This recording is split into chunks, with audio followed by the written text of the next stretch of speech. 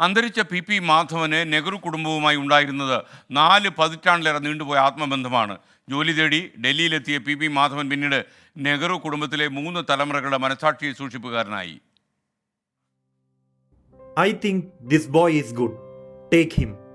P മാധവനെ കുറിച്ച് പ്രധാനമന്ത്രി ഇന്ദിരാഗാന്ധി ഫയലിൽ കുറിച്ചത് ഇങ്ങനെ: 1982-83 കാലഘട്ടം തൃശൂർ ഒല്ലൂർ തിരുവള്ളക്കാവ് ക്ഷേത്രത്തിലെ പൂജാരിയായിരുന്ന പി മാധവൻ ഡൽഹിയിലെത്തിയത് ജോലി തേടിയാണ്.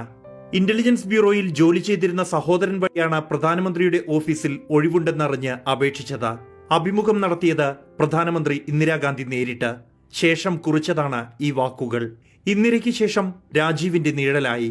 പിന്നീട് സോണിയാഗാന്ധിയുടെ പ്രൈവറ്റ് സെക്രട്ടറിയായി പി മാധവൻ 10 ജൻപത്തിലെ നിറസാന്നിധ്യമായി. ഇന്ദിരയുടെയും രാജീവിന്റെയും അകാല വിയോഗത്തിൽ കുടുംബത്തിന്റെ താങ്ങും തണലുമായത് പി മാധവനായിരുന്നു. പരാതികളുമായും സഹായം തേടിയും എത്തുന്നവരെ നിരാശരായി മടക്കാതിരിക്കാൻ പരമാവധി ശ്രദ്ധിച്ചിരുന്നു അദ്ദേഹം. 10 ജൻപത്തിൽ ഒരു തവണയെങ്കിലും എത്തിയവരാരും മാധവ്ജിയെ മറക്കില്ല. മരണത്തിന് മണിക്കൂറുകൾക്ക് മുമ്പ് പോലും കർമ്മനിരതനായിരുന്ന പി മാധവന്റെ മരണത്തിലൂടെ രാഹുലിനും പ്രിയങ്കയ്ക്കും നഷ്ടപ്പെട്ടത് ഒരു കുടുംബാംഗത്തെ തന്നെയാണ്. ബൽറാം നെടുങ്ങാടി, 24, ഡൽഹി.